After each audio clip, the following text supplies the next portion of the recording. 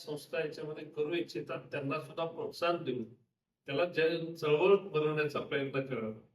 म्हणजे पाणी परिषद ते जे चालवतात मराठवाडा पाणी परिषद हे त्याचं एक उत्तम उदाहरण आहे. जसं रचनात्मक कार्य एका बाजूला असेल त्याला चळवळ दिली पाहिजे, आंदोलनाचं गरज लागेल त्यावेळेस आंदोलनाचंही रूप दिलं पाहिजे. अशा अर्थानं पण पाणी हा विषय डोळ्यासमोर ठेवून जे जे काही करता येईल ते सातत्यानं जण जे करतात ते आपण जवळ पाहिलंय, अनुभवलंय आणि अशा एखाद्या विषयामध्ये आपल्यालाही सहभागी होण्याची संधी त्यावेळेस आपण मिळतो, कारण की आपण सातत्याने त्यात नसतो. पण अशाही एखाद्या विषयामध्ये आपण अधूनमधून सहभागी होण्याची संधी पण आपल्याला त्यांच्या निमित्ताने मिळत असते.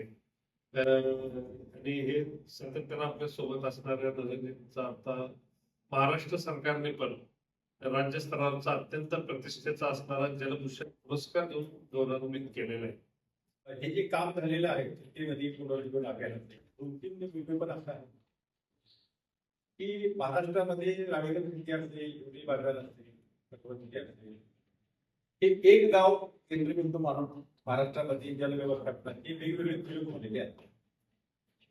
हा जो प्रयोग झालेला आहे गाव समूह एक क्लस्टर, एक छोटीशी नदी, त्याचं पूर्ण पाणलोट क्षेत्र एरिया